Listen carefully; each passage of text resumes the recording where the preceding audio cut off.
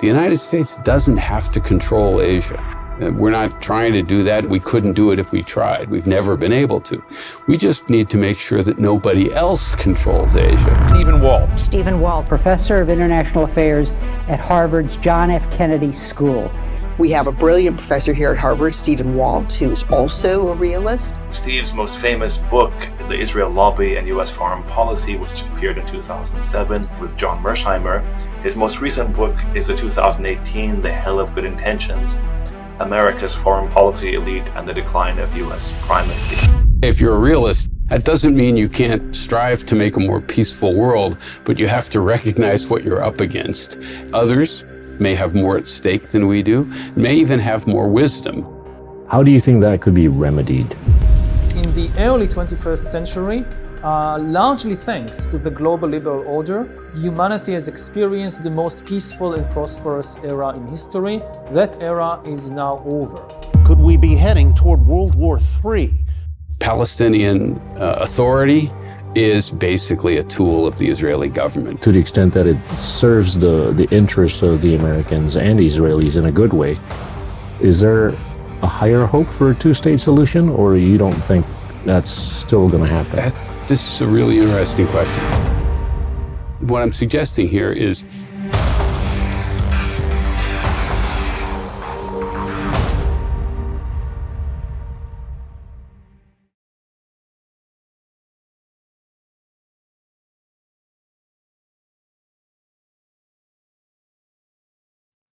Hi, friends. I want to take this opportunity to thank you for being with us ever since we started Endgame some years ago. The conversations have been invariably elevating and animating. At least from my personal point of view, it's been a tremendously rewarding experience. And I'm hopeful that you could be further supportive of us by way of clicking on the subscribe button, watching every episode as much as possible, if not as fully as possible, and also joining us as a member of the Endgame channel. I can only promise you that whatever we're going to be doing going forward, we'll try to make Endgame a better experience for all of you. Thank you. Hi, friends. Thank you so much for watching us all this time. Today, we're so honored to have Professor Stephen Walt, who is a professor of international relations at Harvard University. Steve, thank you so much for gracing our show. Nice to be with you. First, I want to just start off with your definition of realism. Tell us. This could last an hour. But realism is an approach to international affairs, a school of thought that has different variations. But it sort of begins with the assumption that you should study politics as it really is, as it's practiced in the world, and not as how we might like it to be, not the way an idealist might present it. And for realists, when they turn to foreign policy, the central issue or the central theme is what happens to politics when there is no central authority, when you have an international system composed of separate sovereign states where there is no world government, there's no single agency that can protect these states from each other. And ultimately, each country has to rely upon its own resources and its own strategies to try and make itself secure. So for realists, security becomes the paramount aim of states because, again, there's no agency, no set of rules, no authority that can keep states from doing bad things if they decide they want to. That doesn't mean that every state wants to do bad things, but sometimes some of them do. So all states have to think about that problem, try and prepare for it. And what that suggests is, first of all, states worry a lot about power, who has it, what they might do with it. They tend to not be very trusting because being overly trusting can leave you vulnerable. It means cooperation, which happens all the time, is always difficult, somewhat fragile, somewhat delicate, hard to sustain. And occasionally it breaks down completely, and we see the international system punctuated by big wars in which, horrible things happen. So realism is not a particularly optimistic view of the world. It's actually a rather bleak view. It suggests that major powers are going to compete for power. They're going to do horrible things if they think their security is at stake. And I sometimes say, if you're a realist, that doesn't mean you can't strive to make a more peaceful world, but you have to recognize what you're up against. And you have to try and design strategies and approaches to world politics that take the fundamentally competitive nature of international relations into account first, instead of assuming you can just wish them away. Power being the center of many things, the United States has accumulated tremendous amounts of power. Economically, militarily, technologically. How do you see the United States in the last few decades in terms of allocating its tremendous power? Has it allocated its power wisely? In some cases, yes, but I would argue for the last 30 years or so, from the beginning of what we might call the unipolar moment or the unipolar era, the United States has not, in fact, deployed its power all that intelligently. The end of the Cold War sort of left the United States in this extraordinary position, a position no country had been in, no serious rivals, no peer competitors. I think George W. Bush once, not George H.W. Bush, his father, once said, we found ourselves at the pinnacle of power with the rarest opportunity to reshape the world. Right? And they tried to do that. And unfortunately, many of the things the United States tried to do, whether it's the invasion of Iraq in 2003, the long war in Afghanistan, some other efforts at regime change and democracy promotion, a lot of those things turned out to be costly and ultimately were failures, and I think hastened the end of the unipolar moment. You've written so many great books, one of which is The Hell of Good Intentions, where you've described that the foreign policy failures manifested in a number of the presidencies, including those of Obama, Bush, and Clinton, kind of led to the election of Donald Trump. Describe or talk about that a little bit more. Well, one of the themes of that book is that there's actually surprising continuity between the Clinton, Bush, and Obama administrations. That there was not, in fact, that much difference between Republicans and Democrats on how the United States should be approaching the world. We sometimes think of sort of neoconservatives as being Republicans, liberal internationalists being Democrats, but there's not a lot of daylight between the two of them. And all three of those administrations followed a strategy that I and others have called liberal hegemony. The idea was that the United States was going to take the liberal order, the liberal Western order that had emerged during the Cold War, and try to make it a global order, sort of bring as many countries as possible into a set of institutions that were largely designed and led by the United States, whether it's NATO, other alliances, the World Trade Organization. At the same time, of course, as many countries as possible should become democratic market economies. So we were big on promoting democracy in this period as well. And we were going to do this all peacefully if possible, but if necessary, using military force, and gradually create a liberal order everywhere. And this was followed by the Clinton administration, by the Bush administration, and by the Obama administration as well. The problem was it simply didn't work very well. First of all, it guaranteed that we would have a deteriorating relationship with both Russia and China, who didn't want to be part of an agenda that involved converting to American-style democracy. And some other countries, of course, were in there as well. Second of all, it turns out we didn't know how to create democracy in places like Libya or Iraq or Yemen or some of the other places that the United States got deeply involved as well. So the combination of alienating some other major powers and ending up in costly quagmires in various places ultimately discredited this whole approach. And by 2016, Donald Trump was right there to challenge it and say, as he said in 2016, American foreign policy was a complete and total disaster. Now, I think he overstated the case, and he didn't have a better alternative to substitute for it. But when he was running against a former Secretary of State, that was a potent argument that I think won at least some people over. Wasn't the main reason I think he got elected, but it didn't help. Would you argue that there's been a continuation of seemingly policy failures or foreign policy failures in the past few years, to the extent that the likelihood of Donald Trump's returning is quite high? Well, it's higher than I would like it to be. For a whole variety of reasons. I'd say 2 points. One, first of all, Trump didn't actually change American foreign policy as much as many people think. He talked a good game. His deportment, his behavior was very different than previous presidents. But, the American presence in Europe actually went up during the Trump administration. He didn't alter American Middle East policy all that much, a little bit, but it wasn't as though the United States stopped supporting Egypt, stopped supporting Israel, stopped supporting Saudi Arabia, or got really serious about dealing with the Israeli-Palestinian conflict on his watch.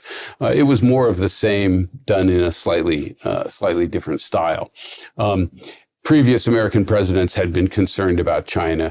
Trump did, in fact, the one major departure was trying to alter the economic relationship with China. But by and large, he didn't change things as much. And of course, Biden, in a sense, has gone back to the policies of the Obama administration as well. And the argument in Hell of Good Intentions is that this has a lot to do with the nature of the American foreign policy establishment, the sort of bipartisan set of people who do foreign policy full time and basically are committed to trying to maintain American primacy in the world, to American global leadership, to trying to run as much of the local politics of the world as we can.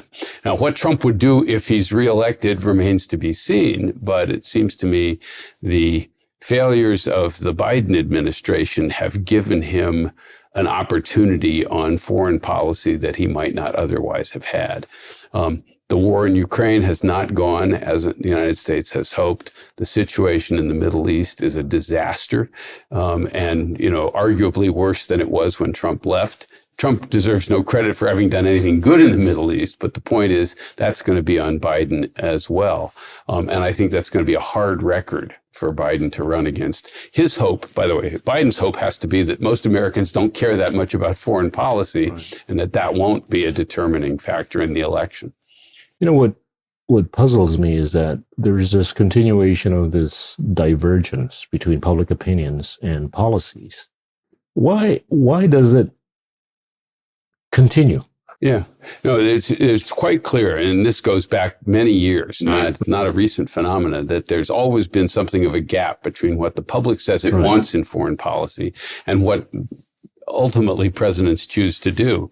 It's worth noting that every president since Clinton has basically run on a platform of saying they were going to do less. They were going to be less active in foreign policy. They were going to focus on fixing things here in the United States. So, Bill Clinton said it's the economy, stupid.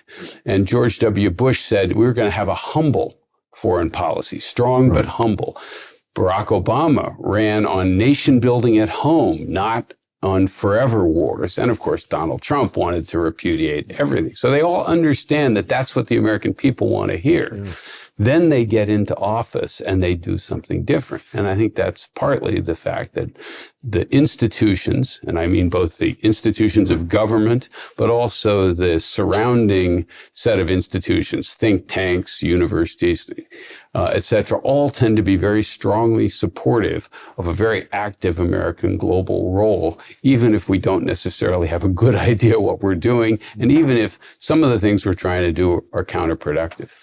Is that a possibility, as you alluded to in the book, about, or with respect to the cultivation of some new sub-powers within the pre-existing institutions as to bring about positive change within the blob? Yeah.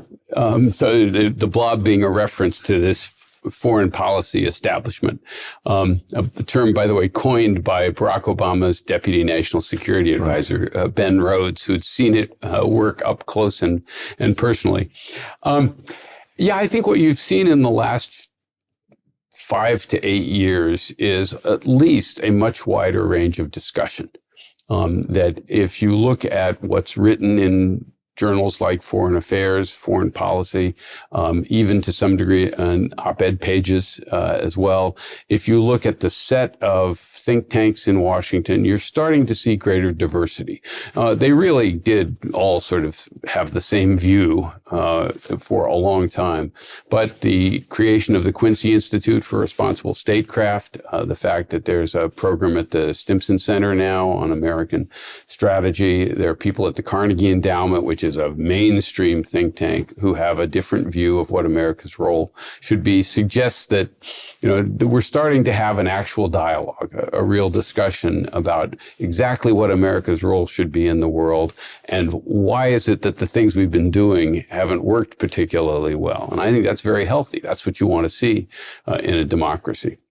In an increasingly multipolar kind of order, just intuitively, there's a higher proliferation of risk coming from different directions, right? And one of which is what we're seeing in terms of how Russia is actually getting closer to China. Mm-hmm. Wouldn't that make foreign policy much more challenging for the United States going forward? Special thanks to the Belfer Center for Science and International Affairs at Harvard Kennedy School for providing support for this episode. Check out links in the description to know more about research, ideas, and leadership programs for a more peaceful world. Well, whenever you see consequential states, major powers aligning against you, that's not a good development at all. And of course, one of the reasons Russia and China have moved closer together has been American policy. We've been trying to get tough with both countries, with Russia for a long time, and surprise, surprise, these two countries start collaborating with each other. The same way, of course, we collaborated with China back in the Cold War when we were both worried about the Soviet Union. This is balance of power politics operating. And what I think many Americans don't fully appreciate is that if they don't like collaboration between Moscow and Beijing, then they might want to think about doing something different that doesn't make that, the obvious response for those two countries. So I think, we drove Russia much closer to China than it otherwise would have wanted to be. And we're paying the price for that in a variety of ways now. It just seems so counter to what Kissinger had advocated in the early 70s, right? Was that by design or by something else? That things have turned out a little bit differently in the last few years? I think it was a combination of hubris and ideology. And the hubris was that back in the 90s, when we started the whole process of NATO enlargement, the idea is if you could keep spreading NATO further east, incorporate now democratic countries in Eastern Europe into this wonderful alliance, this would be like an oil on the waters. We're spreading peace. In fact, the phrase that was used in the 90s was, we're going to create a vast zone of peace in Europe. And realists were warning back in the 90s, this is not going to work if you keep doing this, because eventually you're going to provoke a confrontation with Russia. Russia was never invited to be part of NATO, and quite understandably, they saw it as a direct threat to their interests. And so you had, unfortunately, a lot of American leaders who would say, but look, we're not threatening Russia. Expanding NATO has nothing to do with that. And they, of course, completely missed the fact that it didn't matter what we thought our intentions were. We could tell ourselves that this was no threat to Russia. But the fact is, Russia saw it as a threat, made it clear from day one that they saw it as a threat. And then when we finally took the step in 2008 of saying that we thought Georgia and Ukraine should eventually join, I think that's when we really had a fork in the road. So it was a remarkable degree of naivete and hubris on our part. The hubris also came in is that for a long time, I don't think we thought the Russians really could do anything about it, that they were too weak, that their economy was in too much trouble, that it didn't matter. They might object, they might protest, they'd send us some mean messages, but there wasn't much they could do about it. And unfortunately, we discovered first in 2014 and then in 2022 that yes, there was some things that Russia could do about them. And unfortunately, it's countries like Ukraine that have paid the major price for that. It sounds like that hubris is not going to disappear anytime soon. No, I mean, from reading your book and some of your podcasts that you've done, just I think it's pretty, there is, I think, a deeply felt strain within many people in the foreign policy world that, almost all global problems should be solved by Washington, or at least Washington should be involved in solving all global problems, that we have some unique abilities and wisdom to provide solutions. And I think that there are some circumstances where that's clearly the case. I think there are a variety of global issues where if the United States is not involved or doesn't play an active role, you're unlikely to get effective solutions, climate change being an obvious example. And there's other places where American diplomacy, I think, has been quite effective in heading off trouble, promoting solutions. But that doesn't mean we have the answer to every problem that's out there. And sometimes we have to recognize that others may have more at stake than we do, may even have more wisdom on what a solution might be.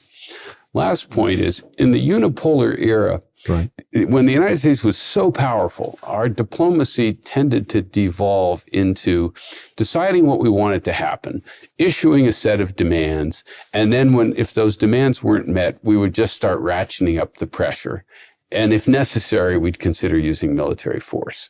So the way we dealt with the conflict over Kosovo was like that. Certainly the way we dealt with Iraq, the way we dealt with Iran's nuclear program, all had that quality. We would issue demands and then just ratchet up the pressure. We never acknowledged that in order to get a real deal with almost any country, even countries that are weaker than we are, you have to have some degree of give and take. There has to be something in it for them, or they'll either reject our demands, or even if they accept them temporarily, they'll look for ways to get out of them down the road.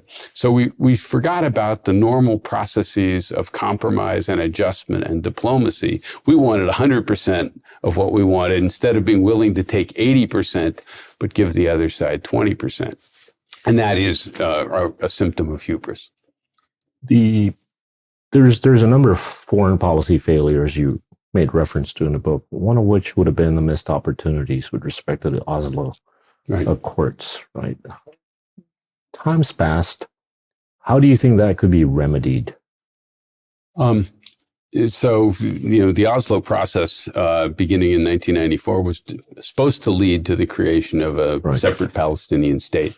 And the United States, in my view, played a key role in that failure by failing to put pressure on both sides. We put lots of pressure on the Palestinians to make additional compromises, additional adjustments, and to accept a deal that no leader, no government could possibly accept, to permanent vulnerability.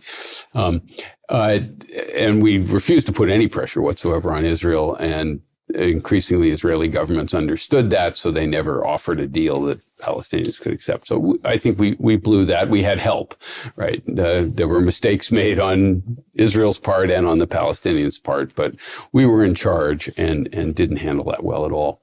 I think, unfortunately, we've reached a point where it's hard to imagine a pathway to a two-state solution that doesn't involve enormous political, almost, consciousness changes on part of Israelis and Palestinians alike. It's not, in my view, a solution that can now be imposed by the outside. There are too many settlers in the occupied territories. The level of trust between the two communities is never been lower than it is in light of what's happened since October 7th. And so the idea that, Americans and Europeans and maybe some Arabs are going to come in and say, all right, here's where we're going to draw the lines. Here's what the two states, we want you to accept it. I just don't think that's workable any longer. And what's going to have to happen here is eventually the parties themselves are going to have to figure this one out, maybe with some help from the rest of us, but not something that can be sort of forced upon them at this point. And what that means, and this is what I think most people have missed, is that means you have to allow for the emergence of a genuine Palestinian national consensus. Palestinians have been sort of denied that opportunity. The Palestinian Authority is basically a tool of the Israeli government. It's created to keep order in the Palestinian-controlled areas, but it is not a national movement. It doesn't command popularity. It's actually incredibly unpopular, hasn't held elections in years, etc. So it's not the agency. Hamas does have some popularity, not universal. It's not accepted by all Palestinians, but it does have substantial legitimacy. And yet the United States and Israel want to exclude it and anyone who supports it from any consideration. And then you have people like Mahmoud Barghouti, who's in an Israeli jail with a life sentence, probably the single most popular Palestinian politician.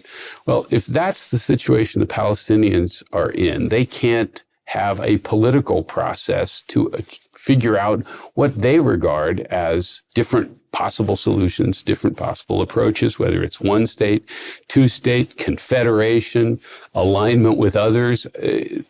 What I'm suggesting here is there needs to be a lengthy political process, because this is ultimately a political problem, not just a military problem, not just a security problem. But neither Israel nor the United States, its principal patron, want to allow that process to begin.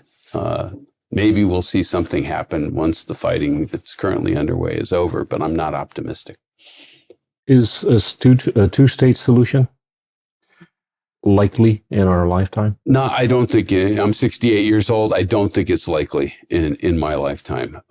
And when we say two-state solution, again, what does that mean? If it's going to work, it has to be genuinely two sovereign states. It has to be a Palestinian state that is in control of its own territory, that is not fully demilitarized, so it is constantly living under the threat of Israeli attack and threat of Israeli intervention. It has to be a Palestinian state that is legitimate, that is not corrupt. It has to be a Palestinian state that has fully accepted that it's going to be living in perpetuity next door to Israel, etc. And we are a long way from any of those conditions being reached. And the only one of those conditions that Israel would accept right now is the last one, that they accept Israel's existence, but they want that state to be a bunch of separate little Bantustans with Israel controlling the perimeter, with no real security forces, with Israel controlling, the sky above, all the borders. That's not a state. That's a small little set of enclaves that are, like reservations in the United States, or like the Bantustans that South Africa tried to create at the end of the apartheid era. It's not going to work. And you would argue, or you would think, that this would be correlated with the pervasive nature of the Israel lobby, to the extent that the lobby could have some, I don't know, evolution in a good way, right? To the extent that it serves the interests of the Americans and the Israelis in a good way. Is there a higher hope for a two-state solution, or you don't think that's still going to happen? This is a really interesting question. So, American policy towards Israel and towards the Israeli-Palestinian conflict has been almost entirely driven by domestic politics here in the United States and the power of the Israel lobby. It's why the United States has this unconditional relationship where we support Israel pretty much no matter what it does. And we've seen that, of course, in spades since October 7th and with the Israeli attack on Gaza. The fact that the United States continues to arm a country that is engaged in, at a minimum, significant war crimes, and at a maximum, a possible genocide. It's impossible to explain this without focusing on the domestic politics. But at the same time, you are seeing sort of cracks in this. And this actually began a while back. The emergence of J Street, which is an arm of what you might call the Israel lobby, but is more moderate, favored the two-state solution. The fact that you have groups like Jewish Voice for Peace and others within the American Jewish community, the fact that attitudes among younger American Jews are dramatically different than their parents have been. So the demonstrations at American universities now have obviously a Palestinian element to it, Arab Americans, other Americans, and many younger American Jews. All of that suggests that things are starting to shift a little bit. The fact that Senator Chuck Schumer would give a speech in the U.S. Senate, criticizing the Netanyahu government and saying it's time for Netanyahu to go is a significant bellwether in how attitudes may be changing in the United States. But that process is going to be, I think, a slow one for a while yet. And we're already seeing the backlash, the pressure being put on universities, laws being proposed that want to criminalize, criticism of Israel as somehow anti-Semitic and things like that. So this fight is just beginning, it seems to me, in the United States. Draw a picture if it were to be a one state, as to allow the Palestinians to live. Well, I mean, what we have... Will it be a highly apartheid state? There are several options here, and it's almost impossible to know what's most likely. Right. It depends a lot on how far out you look. I mean, the central political problem is that they have roughly 7.5 million Israeli Jews and roughly 7.5 million Palestinian Arabs cohabitating in the same area. Gaza, Israel proper, right, and the West Bank. So roughly 50-50, but all the political power is in the hands of the Israeli Jews, Israeli Arabs, and certainly the populations in the occupied territories have much less or no political power whatsoever. So you can imagine a situation of permanent apartheid where roughly half these people are denied political rights. I just don't think that's sustainable over the decades. I think that will eventually eat away at Israel's legitimacy. There will be continued efforts at rebellion. And by the way, it's worth remembering that international law gives populations living under belligerent occupation the right to resist. So Palestinian resistance, which does also have to conform to the laws of war, but Palestinian resistance is not illegitimate, even though we tend to treat it as if it is. So I don't think that's a sustainable solution.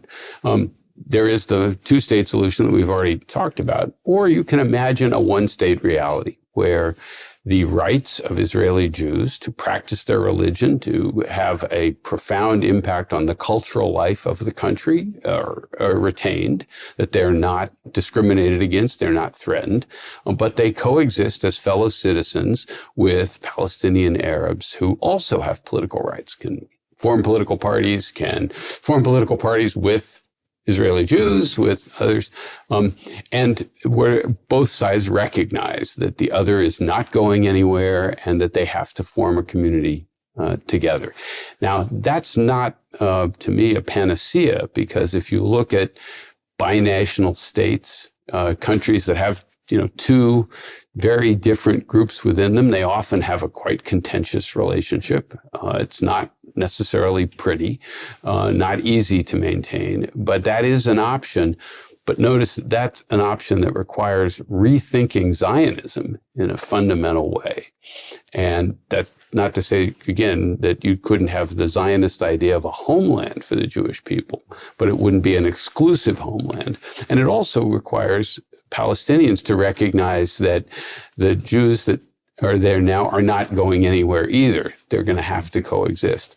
I would love to see something like that happen and work, but I don't think it's going to happen in my lifetime. Just too many people have got to change their ways of thinking for that to take place. It can occur. We've seen revolutionary changes of this sort occur in other settings as well, but it's hard to predict, and it often takes a long time.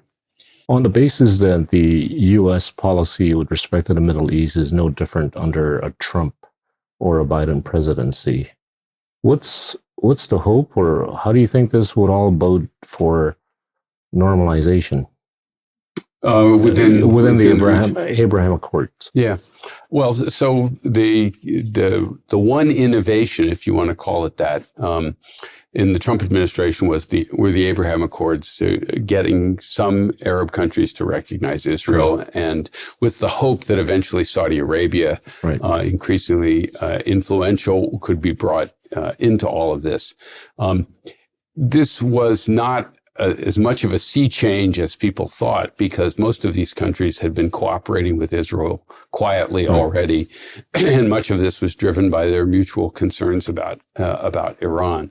The Biden administration didn't reverse that at all. In fact, they wanted to extend it, and in my view, they did this because they wanted to tie up Saudi Arabia. They wanted to prevent Saudi Arabia from moving closer to China. So there was a complicated negotiation going on for what the Saudis wanted from us and what we wanted from them. And one of the things we wanted from them was normalization with Israel. October 7th, of course, has put that all aside for the moment.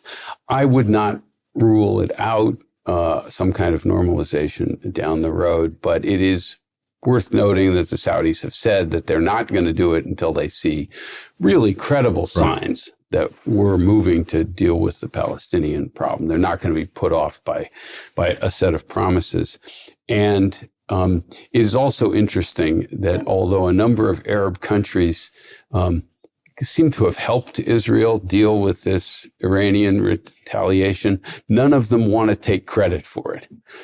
They're all as in Jordan and Egypt. As in Jordan and Egypt. And I think that is an indication that all of these governments, none of whom are democratic, by the way, all of these governments understand that whatever calculations they may be making, their populations are still very unhappy with what's happening. So I can't rule it out. I think the Saudi government has been both cynical and in some respects very pragmatic, very realist about this.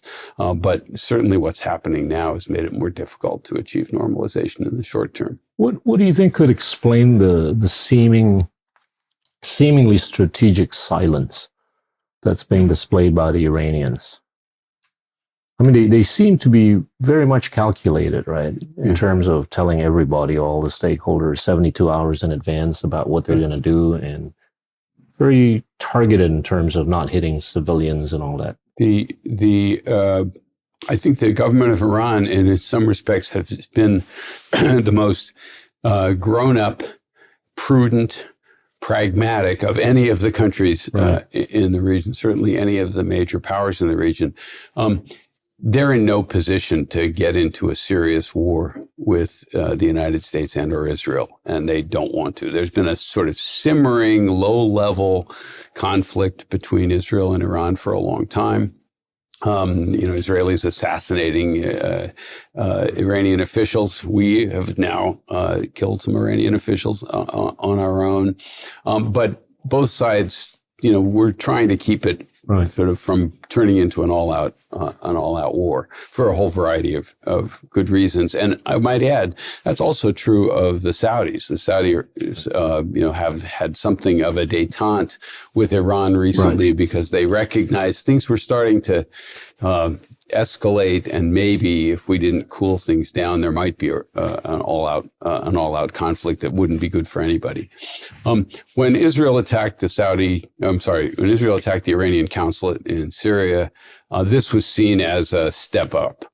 I think the Israelis miscalculated. I don't think they thought they were really escalating, but this was clearly seen by Iran as something they couldn't tolerate. They had, ever since the Hamas attacks in October, they'd been signaling in lots of ways that they were not going to get involved. They were not going to do very much, keep things limited, and they had followed that. But they felt they had to respond. And as you suggested in your question, the way they responded was actually beautifully designed to accomplish two purposes: to tell the Israelis that, look, you've crossed a line and you shouldn't have done that, and we have to respond. And our population demands that we respond too. We can't let this one go by, but we don't want this to get bigger. So we're going to give you lots of warning. We're not going to make attacks that we know will cause lots of Israeli casualties. This is a tit for tat kind of response. It's even maybe a tit for tat minus, a little bit less. So let's go back to where things were before. And, as Biden told Netanyahu, you should take the win on this one. Don't respond any further. And for the moment, I think both sides are sticking with that. But in some respects, the Iranians have been the grown-ups here. Yeah, and they seem to be, well, at least to me, they seem to be able to take the long view, and they're not as impulsive as some of the others that we're seeing in the Middle East. It's also, I think, important to understand what I think the Iranian motives are. Right. And this is not immediate motives, long-term. Iran basically was never all that committed or engaged in the Palestinian cause until the early 1990s. They didn't provide support for Hamas. They didn't help Islamic Jihad, any of the other radical Palestinian groups. It was not an issue they cared very much about.